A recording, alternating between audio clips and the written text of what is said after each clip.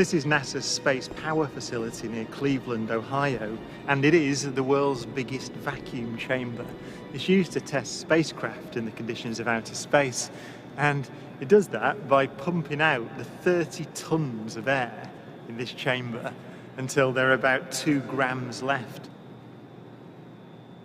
And it's kind of got an eccentric construction, which is part of its history. It was built in the 1960s as a nuclear test facility to test nuclear propulsion systems, and that meant that they built it out of aluminium to make the radiation easier to deal with.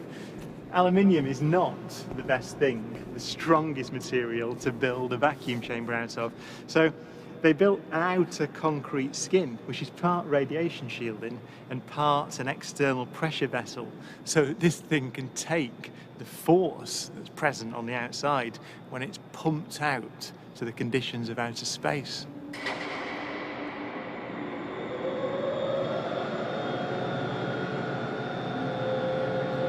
Galileo's experiment was simple. He took a heavy object and a light one and dropped them at the same time to see which fell fastest.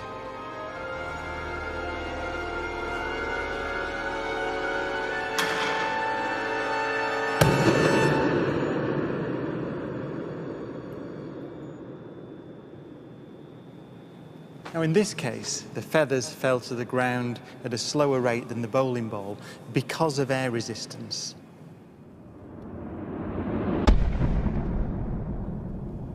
So, in order to see the true nature of gravity, we have to remove the air.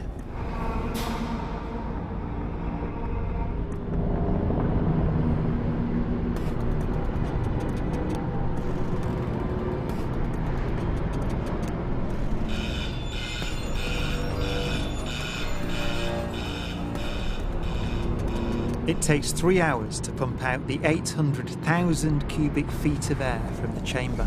Okay, we dropped 2 millitorr in the last 30 minutes. But once it's complete, there's a near perfect vacuum inside.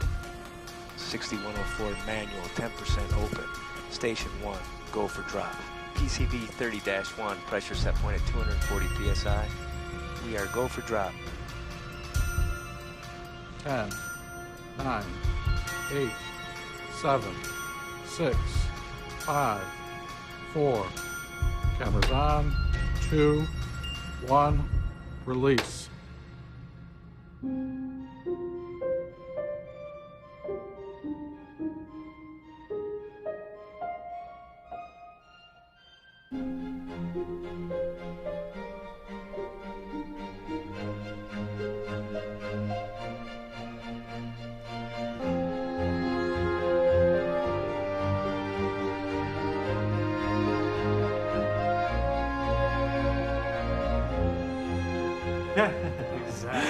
Exactly.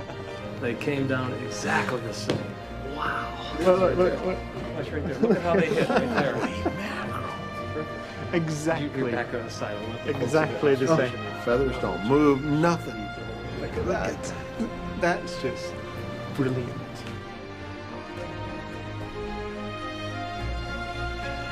Isaac Newton would say that the ball and the feather fall because there's a force pulling them down, gravity. But Einstein imagined the scene very differently.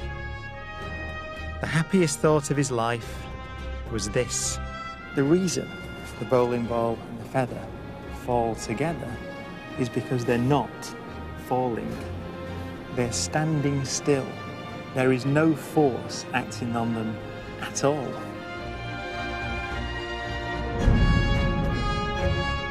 He reasoned that if you couldn't see the background, there'd be no way of knowing that the ball and the feathers were being accelerated towards the Earth.